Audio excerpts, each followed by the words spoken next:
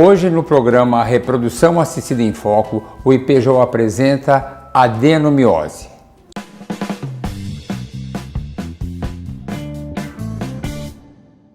A adenomiose é uma doença frequente, pouco diagnosticada, que compromete até 14% dos casais inférteis e corresponde ao endométrio que se infiltra na parede muscular uterina, causando alterações importantes que dificultam a gestação. A adenomiose é quando esse endométrio, ao invés de sair com sangue menstrual, ele penetra, se infiltra na parede uterina e atravessa uma membrana chamada zona juncional que separa o endométrio do músculo e assim causa a doença.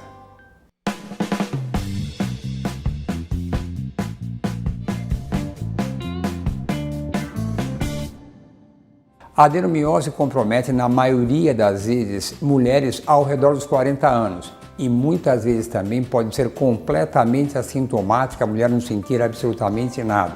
Mas grande parte das vezes sente cólicas menstruais intensas, desconforto abdominal, menstruação irregular, um inchaço abdominal que pode causar um grande desconforto no cotidiano dessa mulher.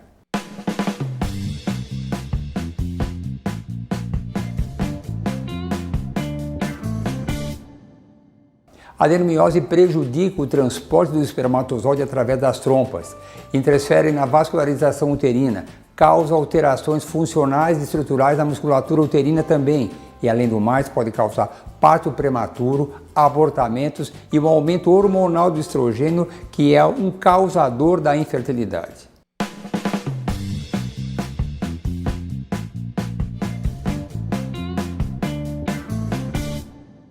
É questionável, existem muitas hipóteses. O que se calcula é que contrações uterinas naturais não perceptíveis pela paciente podem causar pequenas rachaduras no endométrio e na zona juncional e fazem com que ele penetre e invada essa musculatura. Existem ainda fatores de risco, como o aborto, a endometriose, curetagens por abortos repetidos e ainda partos prematuros.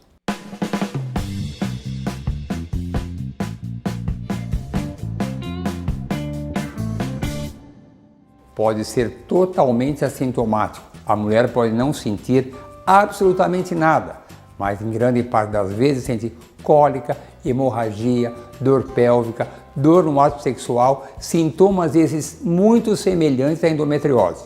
E esses sintomas são mais exuberantes conforme a proporção da doença, conforme o tamanho da invasão do endométrio na musculatura uterina.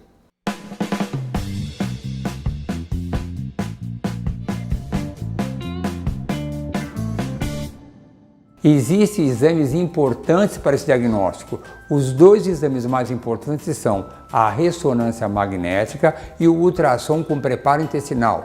A ressonância magnética é capaz de dar uma ideia da espessura da zona juncional, aquela que eu comentei que separa o endométrio do miométrio. Um ultrassom realizado por um especialista pode dar uma ideia melhor sobre a gravidade da doença. Se esse endométrio estiver invadindo a musculatura mais do que 50%, será caracterizada uma adenomiose grave com uma grande influência na gestação.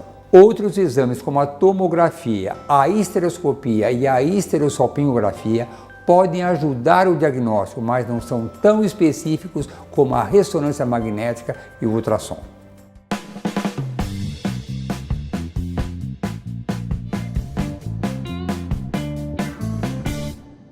Quanto aos tratamentos, existem os clínicos e os cirúrgicos.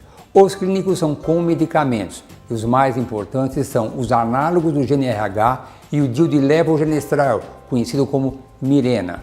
Os análogos do GnRH são conhecidos como o Zoladex, o Lupron, Lorelin e o Lexo. Esses medicamentos devem ser dados com cuidado para mulheres mais velhas, porque podem bloquear a ovulação de tal forma que haverá uma dificuldade depois de se voltar à ovulação. Existem ainda novos medicamentos em estudo, como o Elagolix, que é um antagonista do GnRH, que está em estudo e em breve deverá ser lançado. O ELA, chamado Ulipristal, que existe em outros países, mas ainda não estão disponíveis aqui no Brasil. Outros medicamentos não tão eficazes como os primeiros que eu comentei, como os inibidores da aromatase, o letrozol, a pílula, o danazol, a progesterona diogenésia, chamada Alurene e Pietra aqui no Brasil, além de anti-inflamatórios, antioxidantes e anticoagulantes. E quanto aos tratamentos cirúrgicos, são casos específicos e isolados que devem ser muito bem avaliados e normalmente é quando a adenomiose está restrita a uma área, que são as cirurgias citorredutoras, a embolização ou a eletrocoagulação através da ressonância magnética, que só deve ser realizada em situações especiais.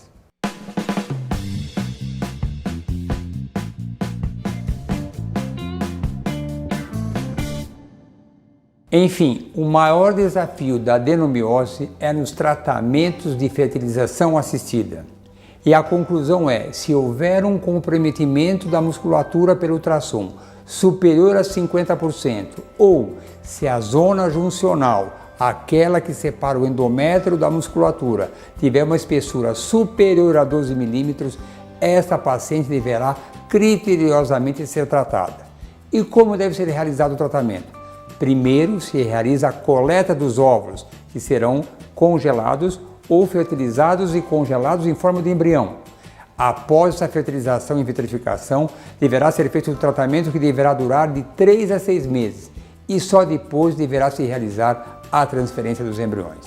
Portanto, o diagnóstico da adenomiose representa um desafio para o especialista e o tratamento deve ser criterioso para que se consiga uma maior taxa de implantação e de gravidez.